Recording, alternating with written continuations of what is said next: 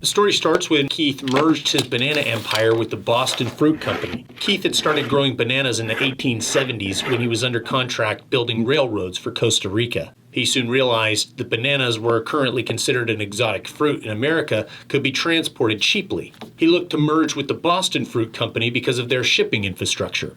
That created a system of distribution that was vast for the company right away. It was an aggressive, purposeful move to corner the banana market. To give you an idea of the power and control that this company had, by the 1920s, they cornered 90% of the banana market. They had expanded into Costa Rica, Jamaica, Cuba, Argentina, Colombia, Honduras, Guatemala, Panama. They ended up having to get their own private security forces, and they got so much power in the end that they ended up controlling governments. The Great White Fleet, as they called it, were their owned ships that they used to use to transport the bananas. What's really interesting about the Great White Fleet is that in addition to the cargo shipping and reefers, as they were called because they were shipped cold, which was very unique, revolutionary, they also transported humans. So it was cargo on the bottom and humans on the top. And they take the humans on vacation to Cuba or wherever they were going. It was a really interesting way for them to revolutionize travel because they'd bring humans back on their way back with bananas. This is something that still happens today, more common in the trucking industry, Hobby Lobby being an example. They'll ship their goods to one location and then fill the cargo with other people's products on the way back. So there's no downtime with any of the transport. United Fruit Company had very large advertising campaigns that they would run. All of it had to do with educational advertising. They had to teach people how to eat this new product. There was no experience. You didn't know that you could put bananas on your cereal. They had to teach people about that. And these advertising campaigns you see here are a gesture towards that. People had no idea how to make smoothies with bananas, or that they could. Teaching them that this was something, it was not luxurious, it was to be used all the time, and it was healthy. These campaigns that ran were very successful in expanding banana consumption. Today in advertising, education is a major component to how much people will buy of your product or whether or not they want it for their solutions. As you might imagine, there's an enormous number of employees that worked for the company as a result of their huge operation, both in and out of the plantations of bananas. There was a culture that was created and communities of people that lived in them called enclaves.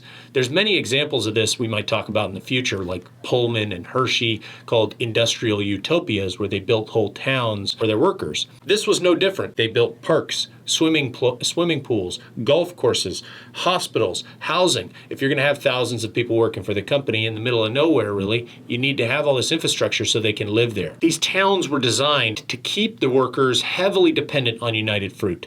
They exerted strict controls on the employees throughout their daily lives. They owned and operated the local stores, controlled which days you could have running water. Everything came back to relying on United Fruit in a very unfair and control-based way.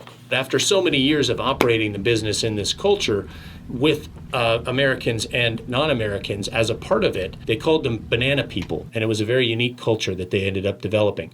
Many of the people who ended up moving back to the U.S. never felt quite at home in the U.S., even though they were citizens. They missed the banana culture, regardless of the poor treatment. People ended up identifying more with the company than they did the United States, because they were there so long and their kids and generations of people working at this company. However, in 1928, thousands of Colombian banana workers formed a revolt, demanding better wages, better treatment, better housing. And of course, this massively controlling corporation met those demands with violence. They leveraged government relationships to force the stop of the strike, and it got very bloody. And there's rumors of thousands of people being killed, but the numbers aren't exact. What they ended up calling the Banana Massacre wasn't a one-off situation.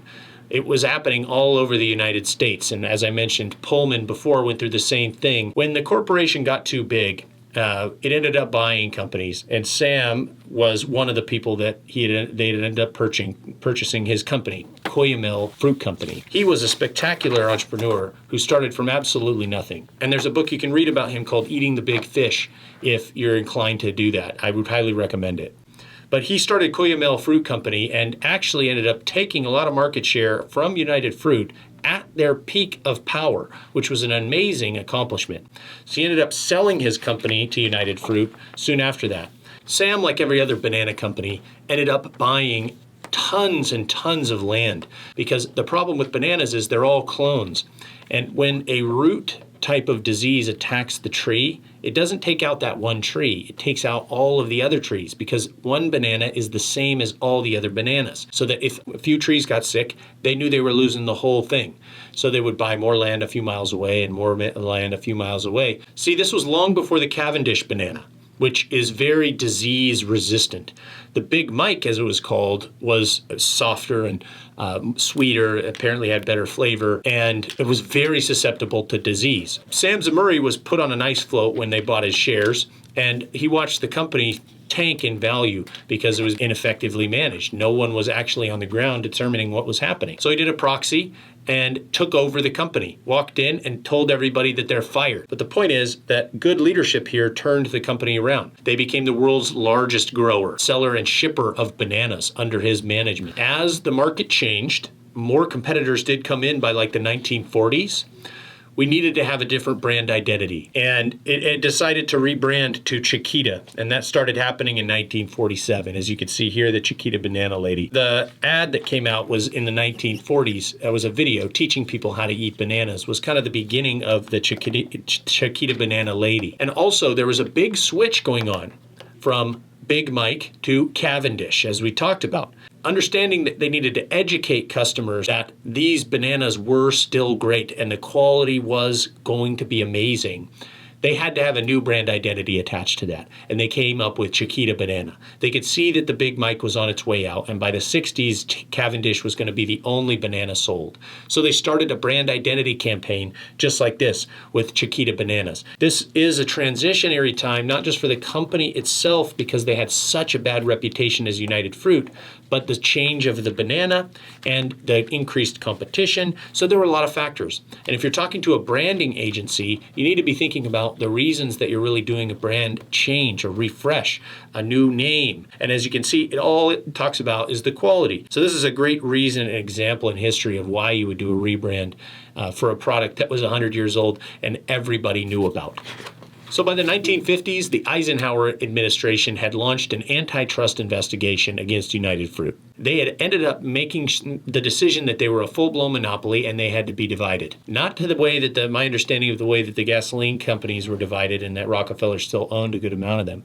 This was that they had to sell a large amount of their assets, land and infrastructure. Normally you don't see a government come in and force a company to sell all their assets or a large portion of their assets.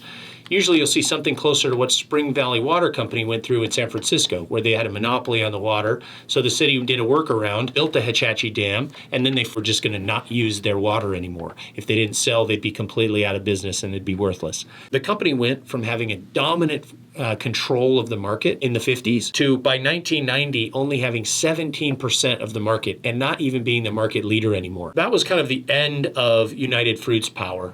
Thanks so much for listening to this one about the rise and fall of United Fruit, the banana monopoly. We'll see you in the next video.